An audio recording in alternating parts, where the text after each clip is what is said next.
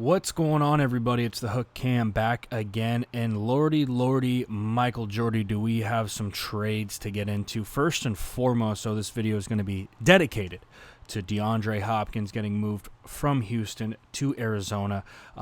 Word on the street, not a great relationship between Bill O'Brien and Deandre Hopkins. Do with that what you will. Bottom line is that Nuke is now in Arizona, and there is a lot to get into here. I think it's a fantastic move for the Cardinals. A lot of people were mocking them receivers as far as the draft goes. Anytime you can get a proven veteran like DeAndre Hopkins instead of going and taking a chance on a guy, no matter how much of a slam dunk you might think he is, always better to go with the vet. So really quickly, though, before I dive into this video, a quick thank you to Jackson Kruger Sports. If you haven't already, I would heavily advise subscribing to his channel. He puts out a ton of great content, as well as liking this video. Appreciate all your support. And if you haven't, if you like the content that I'm putting out there, also go ahead and check out the Hook Cam. That's my channel. Like and subscribe there for more content coming out. It's just going to get crazier, just going to get more wild the deeper we go down into free agency and the closer we get to the draft. So please go ahead, hit that subscribe button, hit that like button, and it would mean the world to both of us. Now, let's dive into this video.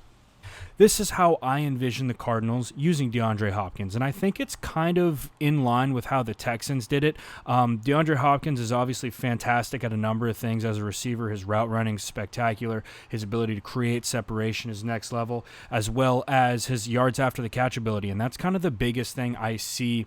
And especially with this first clip, this is a very simple just smoke screen to the number 2 receiver to the left side of the field. And you can just see his ability to make moves after the catch, right? He's able to catch this ball. First things first, he scoops it up off the ground. Not off the ground, but you know what I mean, low ball. But this play right here for a receiver is difficult because they see a lot of green right here. They have to be patient. They have to wait for their blockers to set up downfield, like we see here from the Texans. Excellent job with that. And then his ability to get upfield and make some yards after the catch is really next level. And I think that falls in line with a lot of what the Cardinals want to do with that Cliff Kingsbury offense. And like I said before, no, it's not a true air raid offense, but they still utilize that quick passing game a lot. And we can see here with the Texans, right, get the ball out quick. We have our numbers, get upfield, just like I said. Yards after the catch is phenomenal with DeAndre Hopkins, and I definitely see him fitting right in with the Arizona Cardinals. Now, the other thing that the Cardinals will do a lot, and again, every NFL team does this, but it's a lot of pick plays, and it's a lot of, this isn't necessarily your true pick play, but at the same time, you're causing hesitation with our corner right here by stemming this cat upfield, and then we're going to work into the middle of the field with DeAndre Hopkins, and again, his ability to put a DB on skates, right? His route running, his ability to break routes at the top of it, next level stuff. And then, of course, his yards after the catch, like I mentioned in the previous clip, it's elite. And that's the thing, is it's not every day that you see a receiver with this talent get traded for so little. And that's why I think this trade is so confusing to me, because obviously the Texans gave up a top 3, arguably top 3 receiver in the league, and they really got nothing back. I mean, here's DeAndre Hopkins in one-on-one coverage, and you're a fool if you don't take this shot every time. Deshaun Watson isn't even looking off a safety. He's staring him down the entire time, and he just puts this thing out there where a spot where only he can get it. I mean, look at the separation that he created.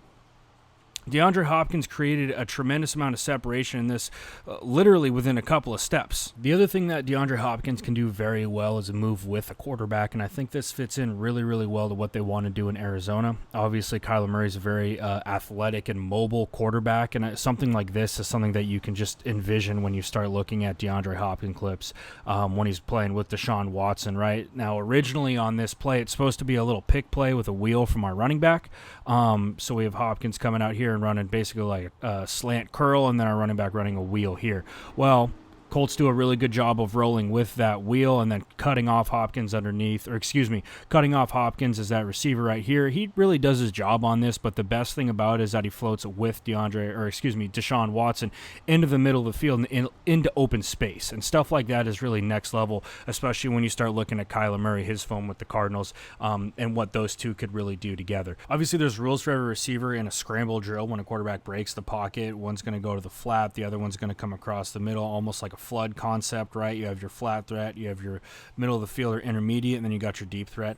DeAndre Hopkins, though, just has a great ability to find the holes in the coverage, a lot like 16 here, but at the same time, you just think about the natural ability, right? 16 is not going to be as good as DeAndre Hopkins when it comes down to it at the end of the day. Now, he's doing the best he can with the throw given to him, and you definitely can't throw any shade at him for that, but, just the ability to have a DeAndre Hopkins is coming across the field, have him be able to find a hole in the coverage, get up and make some moves and get downfield, tying into that yards after the catch. That's the stuff that you definitely want as you're making that trade and as you're making that move for DeAndre Hopkins. Last but not least, this clip against the Bills from their divisional game, just his ability to make double moves, right? Coming off of a play action, stemming that out route for like a step and a half and then getting upfield. Deshaun Watson just putting it out there for a spot where only DeAndre Hopkins can get it, and him having the ability to go out and get that ball. Now, moving on to a little bit of what the Cardinals run and where I can see DeAndre Hopkins fitting in with him.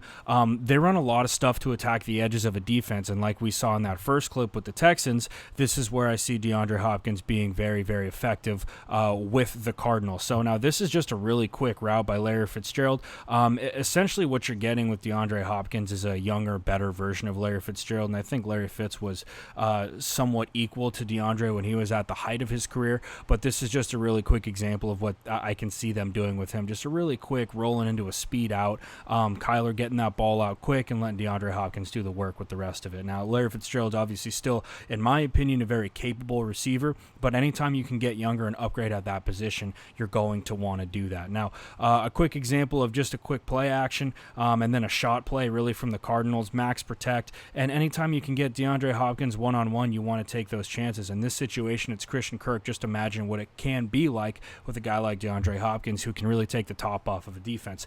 Now, the other thing that I just get really fired up about, and this is just me as an offensive mind, what Cliff Kingsbury is going to be able to do with DeAndre Hopkins is going to be a ton of fun. Now, this is a really simple just RPO, but once again, we got one-on-one over here, really two-on-one with Larry Fitzgerald and our number one receiver at the top being able to block.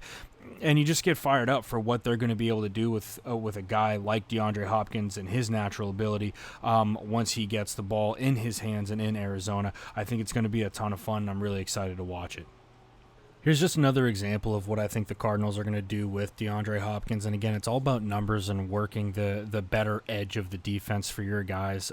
Really simple, just smoke screen to Larry Fitzgerald here, but it's all about getting dudes in front. And again, what can this be with a guy like DeAndre Hopkins and his ability with his yards after the catch? And also just pairing him with a guy like Larry Fitzgerald is going to be a lot of fun to watch. And, watching the Cardinals offense again, what's interesting to me about them is that they don't really take their deep shot unless they really, really have to, unless they have the favorable coverage, unless they have the one-on-one. That's kind of Cliff Kingsbury's whole thing, is that he wants Kyler to really have a great processor about him to go through his reads and to make the right decision, right? If he's got one-on-one coverage against cover one, yeah, he's going to take it. But look at this. This is back-to-back completions from Kyler Murray, and they're both smoke screens, right? This is both stuff that's either been called or checked out the line. I would assume it's been called because we got tackles and guards moving out to the side like a screen. But again, it's all about just taking advantage of edges and Kyler going through a process. And I think that when you add a staple like DeAndre Hopkins, it's just going to make Kyler that much better, and it's going to make this offense that much more potent. That's kind of why I'm so excited to see what's going to happen with it, because you add the element of a big play receiver into an offense that doesn't necessarily rely on that big play. This is an offense that's all about dink and dunk, taking what the defense gives you and working numbers. I'm really excited to see where this offense goes from here. I'm really excited to see how Kyler matures and how he progresses as a quarterback, and to see what the production is like from DeAndre Hopkins' perspective as this season rolls around. And then last but not least, this quick little screen to the number one receiver at the top, which is Larry Fitzgerald as well. Every team runs this. That's why you can find a play that looks almost exactly like it. His ability to get the yards after the catch and get close to that goal line, something that's very special that I could see DeAndre Hopkins doing and being very, very successful with as he moves on to the Cardinals. Now, as far as the Bill O'Brien thing goes, I'm shocked just like everybody that he made this trade. I understand it because I have heard that there were some tensions in the locker room, and obviously you never want that. And, it's a business. And as soon as money starts getting involved, tempers are going to flare, especially if guys think that they're being mishandled. So it's a weird situation. I don't think we know all the facts, so it's not really fair to just go and judge Bill O'Brien. As much as I agree with everybody that it was a horrible trade, you're getting David Johnson and a second rounder for a top 3 receiver in the NFL that you're sending away. So a head scratcher nonetheless, but still, I understand that there's a lot of things that go into a situation like this. So with all that being said, guys, I'll be back with some more free agent news later. Hope you guys are having a good day, staying safe. If you haven't already, subscribe to Jackson Kruger Sports and also subscribe to my channel, The Hook Cam, and I will see you next time.